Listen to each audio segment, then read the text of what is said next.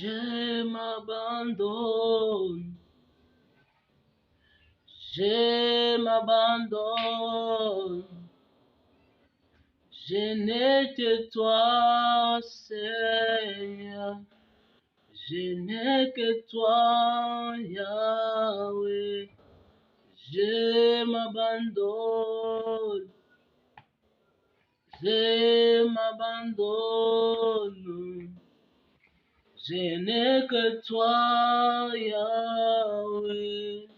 Je n'ai que toi, Seigneur. Je m'abandonne. Je m'abandonne. Oh, je n'ai que toi, mon Dieu. Je n'ai que toi, Shama. Je m'abandonne, je m'abandonne, je m'abandonne. Je n'ai que toi, je n'ai que toi, Seigneur. Je n'ai que toi, mon Dieu. Je m'abandonne. Oh, oh.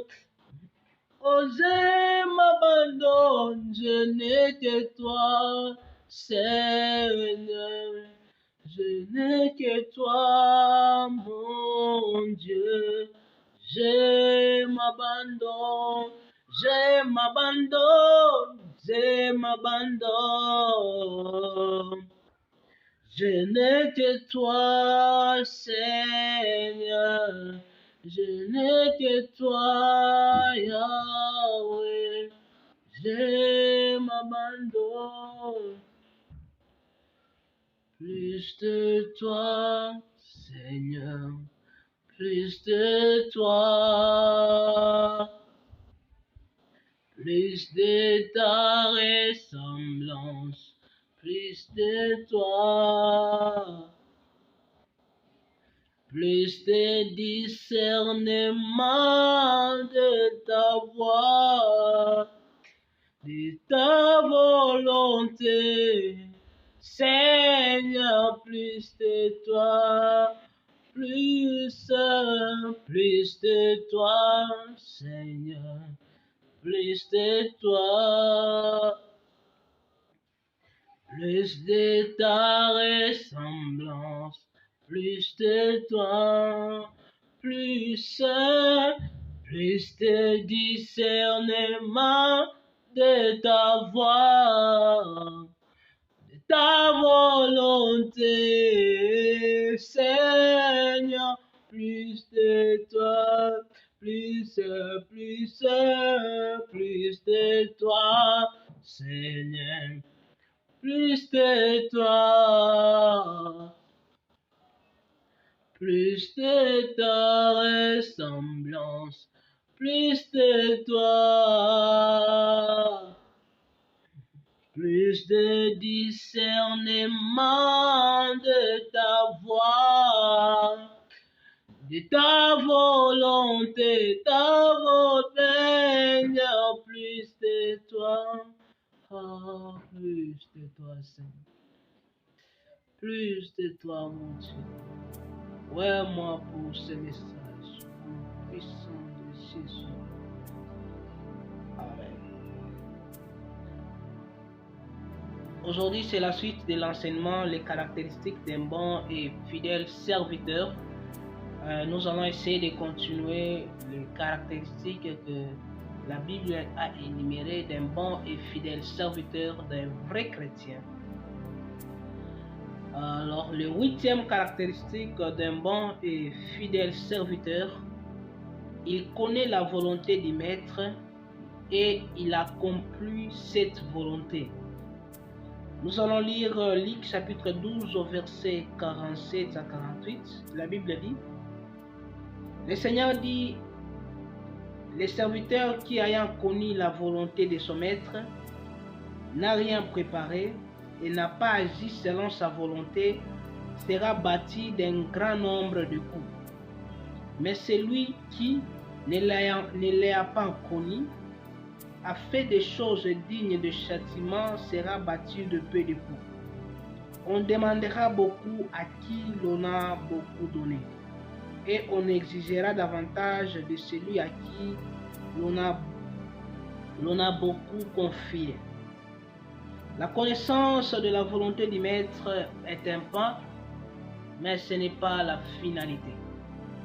Et le plan parfait de Dieu, ce n'est pas que nous puissions nous arrêter dans la connaissance, mais c'est pour que nous allons plus qu'encore, plus loin que ça. Que cette connaissance, que nous puissions pratiquer cette connaissance dans notre vie. C'est pourquoi la parole de Dieu, ça ne vient pas juste nous remplir de connaissances. La parole de Dieu vient changer nos vies, vient transformer nos vies. Alors, un bon et fidèle serviteur, il connaît la volonté du Maître et il accomplit cette volonté. Tout ce que tu connais, tu dois le mettre en pratique. Aujourd'hui, il y a des chrétiens qui connaissent beaucoup de choses sur Dieu, mais ils ne mettent pas en pratique. Il faut mettre en pratique tout ce que tu connais. Parce que la connaissance, c'est un jugement. La Bible dit, on demandera beaucoup à celui qu'on a beaucoup donné. Ne vous glorifiez pas d'avoir de bonnes églises où on prêche la vérité. Ne vous glorifiez pas d'avoir des amis qui sont bons, qui vous conseillent, qui vous donnent la parole de Dieu. Ne vous glorifiez pas d'écouter chaque fois la parole de Dieu, mais glorifiez-vous quand cette parole que vous écoutez a de l'impact dans votre vie et transforme votre vie. Parce que tout ce que vous écoutez, c'est le jugement, c'est un jugement. Ce n'est pas dire que celui qui ne connaît pas ne sera pas jugé. Celui qui ne connaît pas, lui aussi sera jugé. Mais celui qui connaît et qui ne fait pas la volonté, qui ne fait pas ce qu'il connaît, il sera jugé plus sévèrement. Mes frères et sœurs, la connaissance c'est un jugement. La connaissance c'est un jugement. C'est pourquoi ne soyez pas toujours des personnes qui connaissent, mais dans leur vie c'est d'autres choses. Vous devez pratiquer la parole. Vous devez la mettre en pratique. Vous devez vivre selon la parole de Dieu.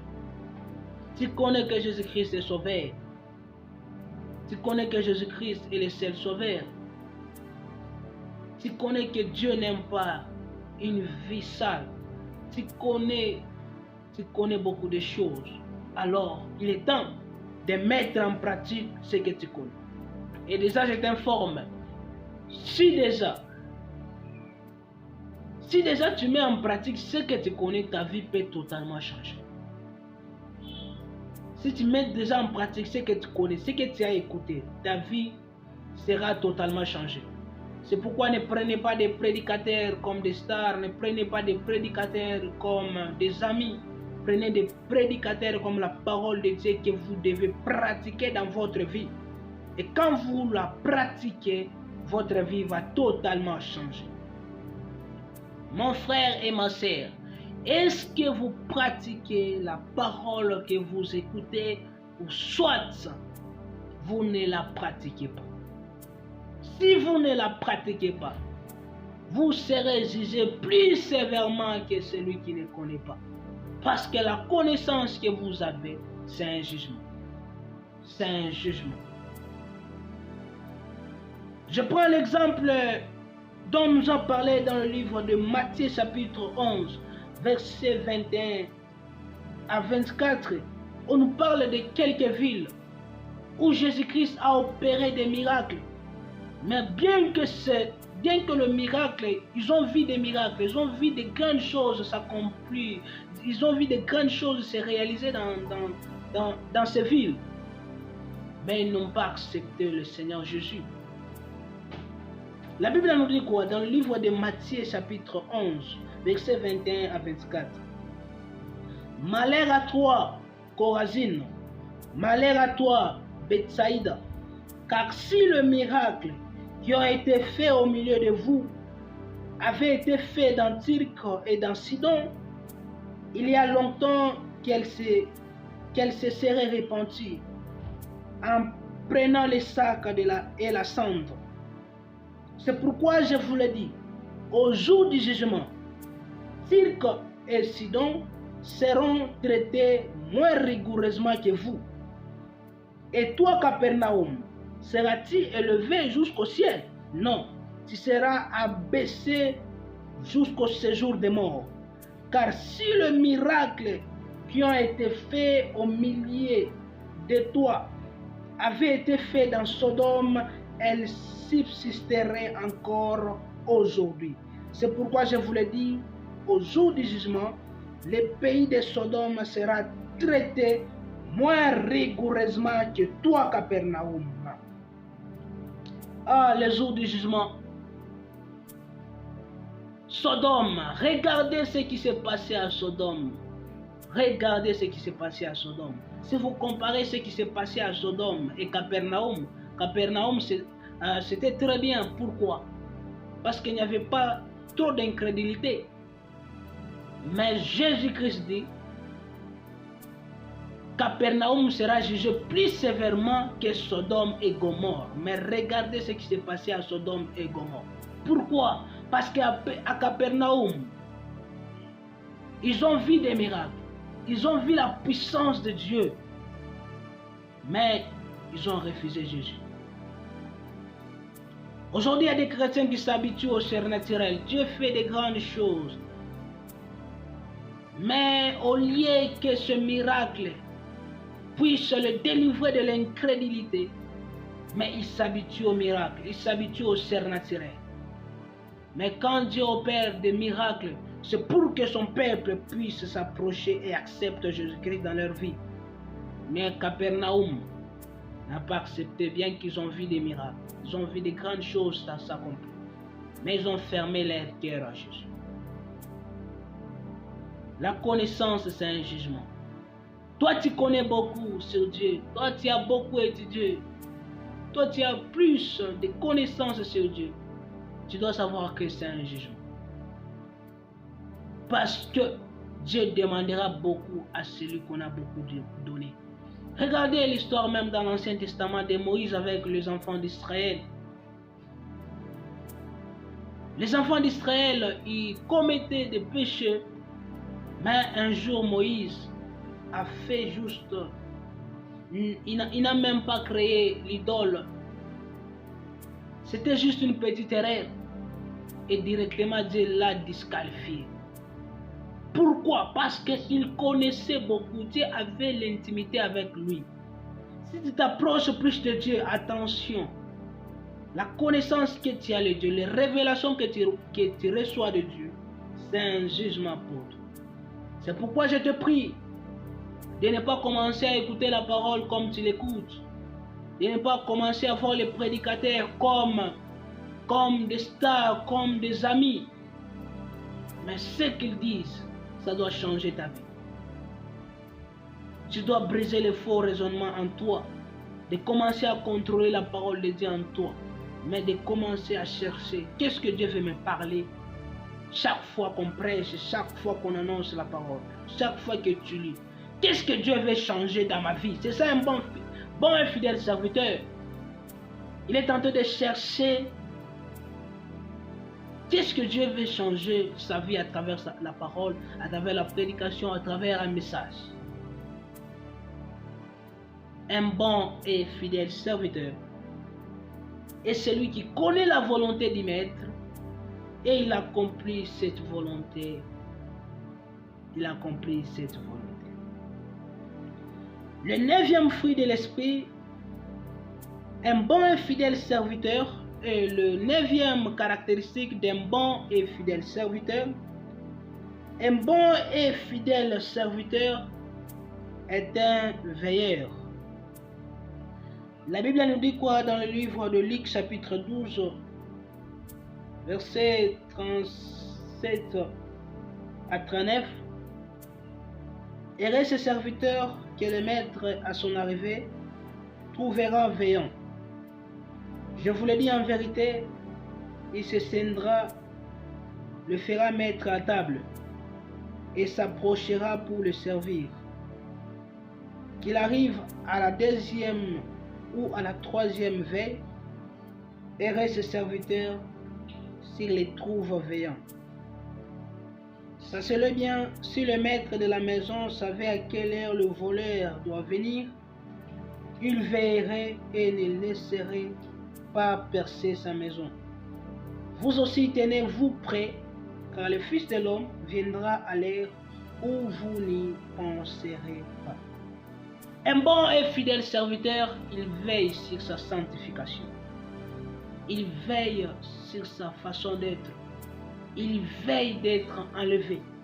Et les passages dans le livre de Luc, chapitre 12, 37 à 39, on nous parle de l'enlèvement. On nous parle de ces serviteurs que le maître trouvera veillant. Il trouvera preux, il trouvera veillant. Ce sont ces serviteurs qui seront enlevés. C'est pourquoi tu dois veiller sur ta sanctification. Tu dois veiller sur ta marche avec Christ. Tu dois renouveler ta vie chaque jour de ta vie. Chaque jour, tu dois renouveler ta vie afin de ne pas être distrait. Tu dois être vigilant pour le retour de Jésus. Tu dois être vigilant pour ta vie. Si quelque chose de mal veut entrer dans ta vie et te dominer, tu dois être vigilant et chasser cette chose. La vigilance en entendant le retour de Jésus-Christ est très importante. Vous devez être vigilants, mes frères et sœurs, car il y a d'autres personnes, par manque de vigilance, par manque de veille, ils seront surpris les derniers jours. Et Jésus-Christ les diront, je ne vous ai jamais connu, serviteur d'iniquité. Même si tu sers Dieu, tu prophétises, tu prêches, cela ne suffit pas, cela ne va pas t'amener au ciel. Ce qui va t'amener au ciel, c'est quand tu veilles sur ta robe, tu veilles sur ta sanctification, tu veilles sur ta façon d'être avec Dieu, tu veilles sur ta communion avec Dieu, pour ne pas être surpris. La Bible nous dit quoi dans le livre de Matthieu chapitre 7 versets 22 à 23? Plusieurs me diront en ce jour-là, Seigneur, n'avons-nous pas prophétisé par ton nom? N'avons-nous pas chassé des démons par ton nom? Et n'avons-nous pas fait beaucoup de miracles par ton nom? Alors je leur dirai ouvertement, je ne vous ai jamais connu. Retirez-vous de moi, vous qui commettez l'iniquité. Oh, un verset très puissant. Un verset très puissant. Donc, il y aura ceux qui serviront Dieu sur la terre. Mais ce jour-là, Dieu les diront, je ne vous ai jamais connu, serviteurs d'iniquité. Oh, mes frères et sœurs. Pourquoi? Parce qu'ils ont servi Dieu dans la distraction. Ils ont servi Dieu dans l'incrédulité. Ils ont servi Dieu avec les dons, mais pas avec la communion avec Dieu. C'est pourquoi, mes frères et sœurs, il est temps que chacun de nous fasse un break et regarde sa vie où il y a un problème et demande à Dieu, change-moi, transforme-moi, afin de ne pas être un chrétien distrait, afin de ne pas être un chrétien incrédule, mes frères et sœurs. Ces jours-là, plusieurs les diront, nous avons fait ça, nous avons chanté, nous avons prophétisé, nous avons prêché, nous avons évangélisé, nous avons fait ça. Et le maître leur diront, je ne vous ai jamais connu. Mes frères et sœurs, évangéliser, cela n'amène pas au ciel. Prêcher et chanter, cela n'amène pas au ciel. C'est la communion avec l'époux qui va t'amener au ciel. C'est ta vie de sanctification. C'est ta façon de veiller sur ta conduite, veiller sur ta sanctification. Est-ce que tu veilles sur ta façon d'être avec Dieu? Est-ce que tu veilles, mon frère et ma sœur? Si vous ne veillez pas, vous serez surpris ce jour-là. Le maître va vous dire, je ne vous ai jamais connu. Serviteur d'iniquité. C'est pourquoi vous devez être dans l'équilibre. Oui, tu peux avoir le don. Oui, tu peux prier. Oui, tu peux prophétiser. Est-ce que tu es équilibré? Est-ce que le fruit de l'esprit est en toi? Est-ce que tu marches selon le fruit de l'esprit? Si tu marches selon la chair, mais tu prophétises, Dieu ne te connaît pas. Dieu ne te connaît pas. Il est temps d'être équilibré. Tu prêches et tu te sanctifies. Tu guéris le malade, tu te sanctifies. Tu pries pour le malade, ils sont guéris, tu te sanctifies. Et tu glorifies Dieu parce que c'est lui qui guérit. Tu prophétises, tu te sanctifies. Tu prophétises, tu n'as pas besoin d'argent, mais tu as besoin seulement de garder la communion avec Dieu. La plus grande chose, c'est d'être dans la communion avec Dieu. S'il y a une mauvaise chose qui vient entrer en toi, qui veut faire entrer la cupidité en toi, répands-toi et cherche à être dans sa volonté. Mes frères et sœurs, plusieurs diront ce jour-là, je ne vous ai jamais connu. Comment ça, mes frères? À quoi te sert de gagner des âmes? À quoi te sert d'organiser de grandes choses? À quoi te sert de te donner pour l'œuvre de Dieu? Mais ce jour-là, il te dit, je ne t'ai jamais connu, serviteur d'iniquité. Ça fait très mal. C'est pourquoi un bon et fidèle serviteur, c'est un veilleur. Il est tenté de veiller. Si le maître viendra à la 2e heure ou à la 3e heure, qu'il me trouve veillant. Quand je dors avec l'Esprit de Dieu. Quand je me réveille avec l'Esprit de Dieu, partout où je suis, je garde ma communion avec Dieu. Mes frères et sœurs, un bon et fidèle serviteur est un veilleur. Il faut veiller sur votre vie avec Dieu. Le 10e caractéristique d'un bon et fidèle serviteur. Un bon et fidèle serviteur est un gagneur d'âme. Matthieu chapitre 25, verset 15 à 16, la Bible nous dit: il donna 5 talents à l'un, 2 à l'autre et 1 au 3e, à chacun selon sa capacité. Et il partit. Aussitôt, celui qui avait reçu les 5 talents s'en alla, le fit valoir, et il gagna 5 autres talents. Un bon et fidèle serviteur, il opère dans la vitesse. Un bon et fidèle serviteur, c'est un gagnant d'âme, et il opère dans la vitesse. Nous sommes dans un monde où le mal s'accentue chaque jour. Nous sommes dans le monde où nous nous retrouvons, c'est comme dans une salle d'urgence. Et nous les chrétiens, nous sommes des urgentistes. C'est pourquoi, mes frères et sœurs, nous devons travailler dans la vitesse. Regardez ce serviteur. Aussitôt, celui qui avait reçu les 5 talents s'en alla, les fit valoir et gagna 5 autres talents. On lui donne les 5 talents directement, aussitôt. Directement. S'en alla, les fit valoir et il gagna 5 autres talents. Et il a gagné 5 autres talents. Il n'a pas traîné. Il n'est pas dans la procrastination, mais directement il a gagné 5 autres talents. Mes frères et sœurs, j'aimerais parler aussi aux chrétiens qui ont traîné avec Dieu, qui sont chrétiens, ça fait 10 ans qu'ils sont chrétiens. Vous devez être dans la mission, vous devez évangéliser.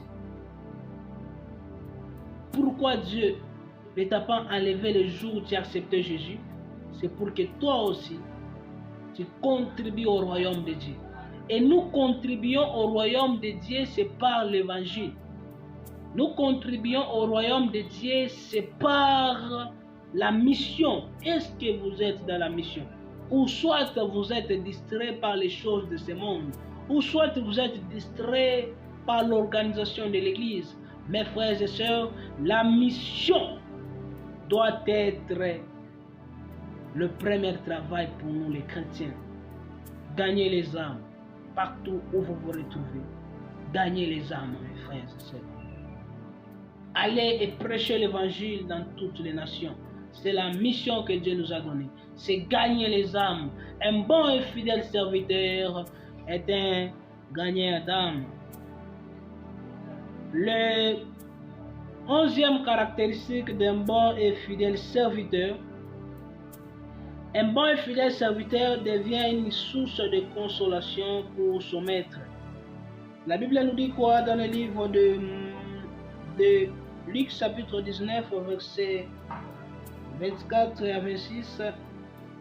Puis il dit à ceux qui étaient là, ôtez-lui la mine et donnez-la à celui qui a le 10 000.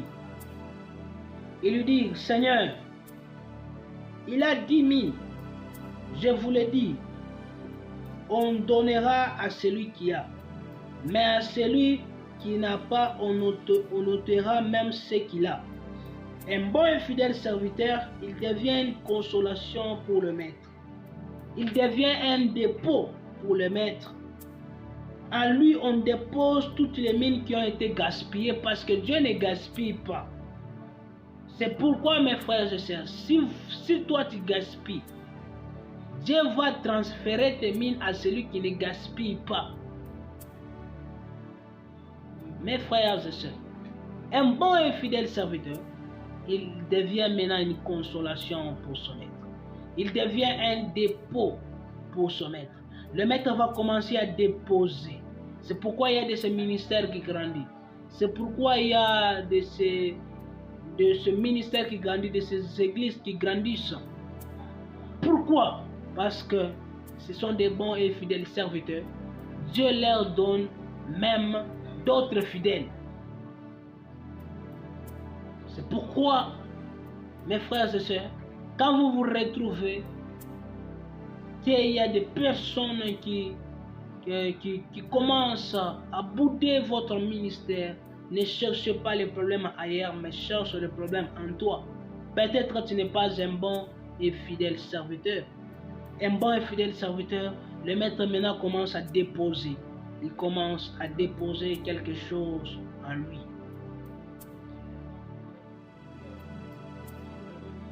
Alors je vais terminer avec quelque chose de très important dans le livre de Luc chapitre 19 verset 29 à 38.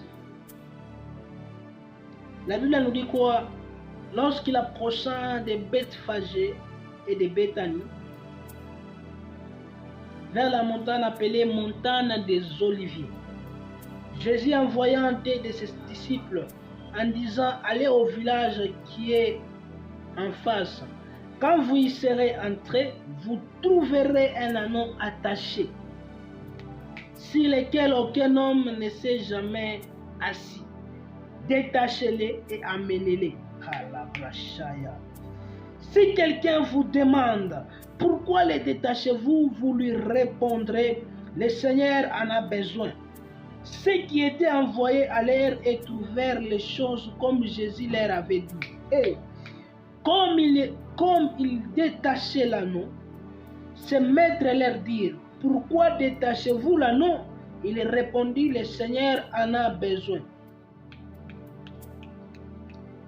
Ils amenèrent à Jésus l'anneau, sur lequel ils jetèrent leurs vêtements et firent monter Jésus. Quand il fit en marche, les gens étendirent leurs vêtements sur le chemin. Et lorsque déjà il approchait de Jérusalem, vers la descente de la montagne des Oliviers, toute la multitude des disciples saisi de joie, s'est mis à louer Dieu à haute voix pour tout le miracle qu'il avait vu. Il disait, béni soit le roi qui vient au nom du Seigneur, paix dans le ciel et gloire dans le ciel très haut. Oh mes frères et sœurs, j'acclame le Seigneur, acclamons le Seigneur. C'est très important ce passage. C'est là que je vais essayer de parler. Les 12e caractéristiques. Regardez ce qui s'est passé. La Bible nous dit quoi? Lorsqu'il approcha de Bethphage et de Béthanie,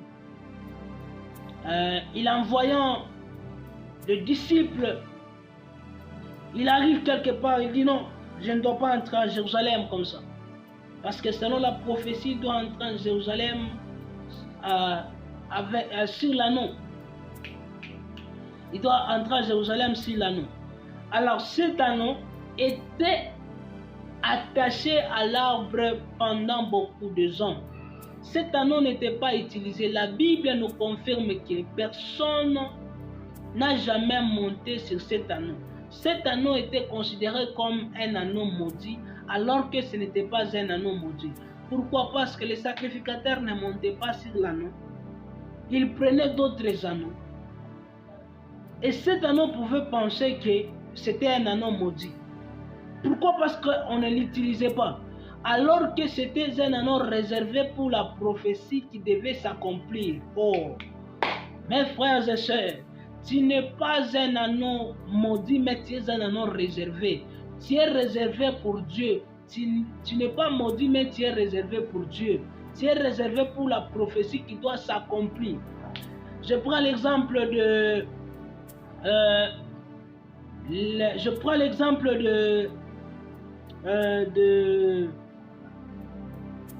d'Élisabeth. Élisabeth cherchait des enfants pendant beaucoup de temps. Il priait pour que Dieu puisse lui donner les enfants. Et il pensait qu'il n'aura pas des enfants parce que l'âge avançait déjà. Alors que Dieu planifiait que cet enfant doit naître, la naissance de cet enfant doit être tout près avec la naissance de Jésus-Christ, parce que c'est lui qui doit baptiser le Messie. Il y a d'autres choses qui se passent dans ta vie. J'aimerais informer quelqu'un. Il y a d'autres choses qui se passent dans ta vie. Tu penses que tu es maudit. Tu n'es pas maudit, tu es réservé comme cet anneau qui a été réservé. Cet anneau était réservé, cet anneau n'était pas maudit. Tu n'es pas maudit, tu es réservé parce que ta bénédiction sera plus grande que d'autres bénédictions. Même si tu vis dans la consécration, tu vis des choses comme si ça complique. Ta consécration, c'est ça ta bénédiction. Ta consécration est comme ta malédiction, mais c'est ça ta bénédiction. C'est pourquoi celui qui veut être béni doit être comme si il est attaché pour un temps parce qu'il vit la volonté de Dieu. Ah. Cet anneau était comme un anneau maudit, mais c'était un anneau réservé. Il n'y a que Jésus-Christ qui pouvait monter sur cet anneau. Tu n'es pas maudit, tu es réservé à Dieu. Alors, on lui a amené cet anneau, il a envoyé deux de ses disciples pour apporter cet anneau. Il a dit, si on vous demande pourquoi vous détachez l'anneau, vous allez les répondre, les maîtres en ont besoin. Et quand on leur demande, ils ont répondu de la façon dont Jésus-Christ leur dit. Ils ont dit, c'est les maîtres qui en ont besoin. Les maîtres avaient besoin de ça. Et puis Jésus-Christ, il a monté sur l'anneau.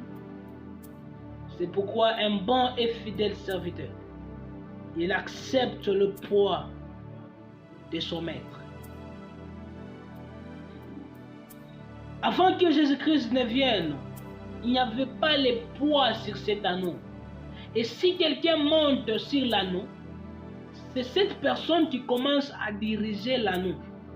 Cet anneau ne commencera pas à se diriger lui-même, c'est c'est maintenant la personne qui est sur l'anneau qui va commencer à diriger cet anneau. Un bon et fidèle serviteur, il accepte le brisement. Il se consacre totalement à Dieu. Il accepte le poids de Jésus. Que Christ domine, que Christ agit. Que Christ agit totalement, qu'il donne totalement sa vie à Dieu. Qu'il soit chrétien en tout. C'est ça un bon et fidèle serviteur. Parce que lorsque Christ est monté, cet anneau ne pouvait pas se diriger. Cet anneau, il a commencé à suivre la direction de celui qui est au-dessus de cet anneau. Un bon et fidèle serviteur, il accepte le poids. Il se consacre totalement à Dieu. La consécration. C'est pourquoi je vais parler un peu de la consécration, du brisement. Mes frères et sœurs, il est temps de s'abandonner totalement à Dieu. Il est temps de ne pas être des chrétiens de double face. Nous sommes fatigués des chrétiens qui ont double face. À l'église, il est chrétien. À l'école, il n'est pas chrétien. Dans la famille, il n'est pas chrétien. Il est chrétien dans d'autres choses, il n'est pas chrétien. Il est chrétien un temps, il n'est pas chrétien. Il est chrétien dans des jours normaux. S'il s'agit de la fête, il n'est pas chrétien. S'il s'agit du mariage, il n'est pas chrétien. Il peut faire tout. Il est temps de s'abandonner totalement à Dieu. Il est temps de donner totalement sa vie à Dieu. Il est temps de passer dans le chemin où Dieu veut que tu puisses passer. Il est temps de rester là où Dieu veut que tu restes. Il est temps d'être. Il est temps d'être de la manière dont Dieu te voit. Mes frères et sœurs, la consécration. Tu diriges encore ta vie ou bien est-ce que Jésus-Christ a déjà pris le volant de ta vie? Est-ce que Jésus-Christ est le conducteur de ta vie? Ou soit tu es dirigé par ta famille, par toi-même ou par les amis? Qui travaille totalement dans ta vie? Qui domine totalement dans ta vie? Il est temps de te consacrer totalement à Dieu. Il est temps d'accepter le poids de Jésus. Accepte que Jésus domine. Accepte que Jésus agit. Accepte, abandonne-toi totalement à Jésus. Abandonne-toi totalement à Jésus. Ouvre ton cœur totalement. Qu'il agit, qu'il transforme, qu'il domine, qu'il conduit totalement ta vie. Tu n'auras jamais la gloire si tu ne te consacres pas à Dieu. Tu n'auras jamais la réussite si tu ne te consacres jamais à Dieu. Parce que ce n'est que Dieu qui bénit, qui donne une vraie bénédiction sans chagrin. Ce n'est que Dieu qui bénit. Consacre-toi à Dieu. Tout ce qu'il a dit dans ta vie, ça va s'accomplir. Il est temps de payer le prix de s'abandonner à Dieu. Il est temps de payer le prix de se consacrer totalement à Dieu. Joseph s'est consacré à Dieu. Il a accepté le chemin où Dieu lui a fait passer. Oh, Dieu lui a promis qu'il sera le premier dans sa famille. Mais Joseph se retrouve, ses frères lui ont vendu. La première chose, ses frères lui ont vendu. Et puis il se retrouve dans la maison de Potiphar. Et Joseph s'est abandonné. Jusqu'à ce que Joseph il s'est retrouvé. Il est devenu le premier ministre en Égypte. Pourquoi? Parce qu'il a payé le prix de s'abandonner totalement à Dieu. Il s'est abandonné totalement à Dieu. Moïse de même s'est abandonné à Dieu. il a grandi. Il a grandi comme des Égyptiens dans la maison des pharaons. Dans la maison des pharaons, il a pris le prix de s'abandonner jusqu'à ce qu'il se retrouve chez Jéthro. Et Dieu a réalisé tout ce qu'il a réalisé, le prix de s'abandonner.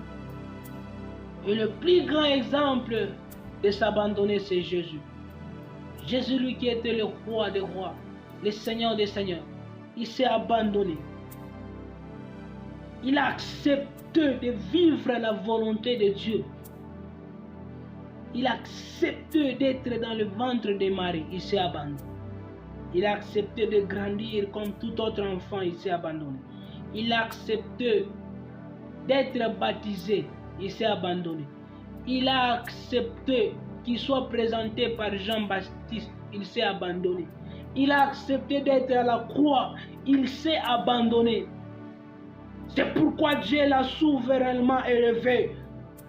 Si tu payes le prix de t'abandonner à Dieu, Dieu va t'élever totalement. Dieu va t'élever totalement. C'est pourquoi accepte le poids de Jésus.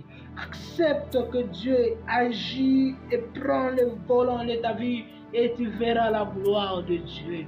Un bon et fidèle serviteur. Il est consacré totalement à Dieu. Il accepte le poids de Dieu. Il accepte le poids de son maître. Comme c'est un nom, accepte que Jésus-Christ domine ta vie. Je m'abandonne. Je m'abandonne. Je n'ai que toi, Seigneur. Je n'ai que toi, Yahweh. Je m'abandonne.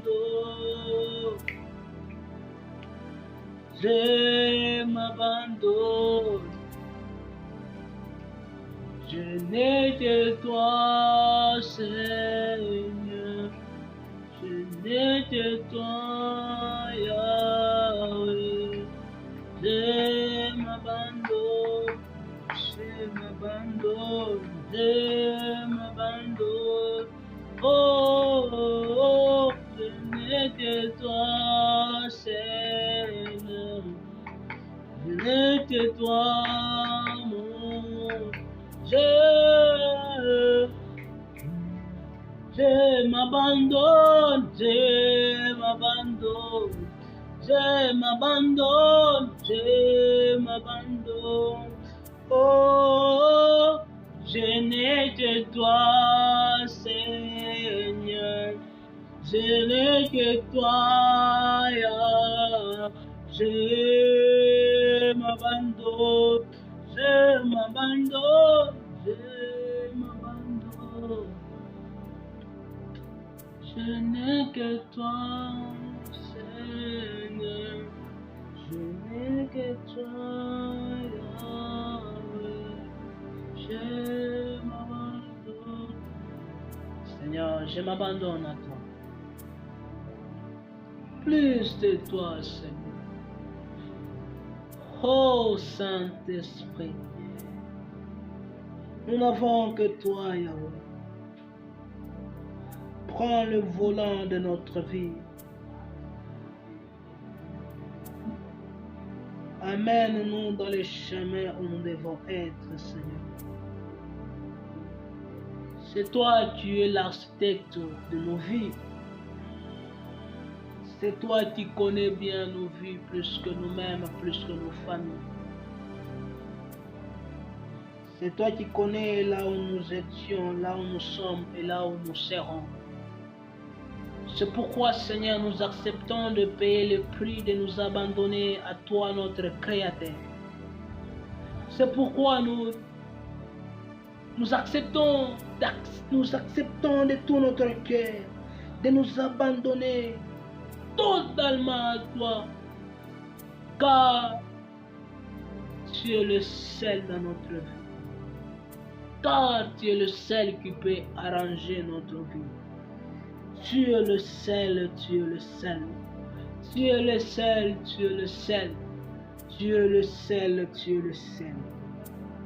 Domine, agis, conduis, domine, agis, conduis, domine, agis, conduis notre vie.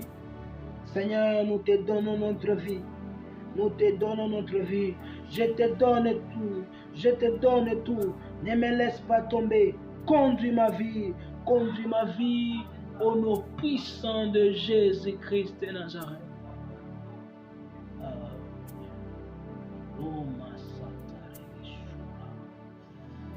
Urali mali pleke sutere mele playa barashia mali playa. Upai ke sutere melo shamere de suya. Lora male kori mele paya marabasindere de sukarama shaya. Hikante reve sutere malika remali pai pifo reve sika. Rola maikande rebe shume rebe suya. Ilo plai ke sunabash.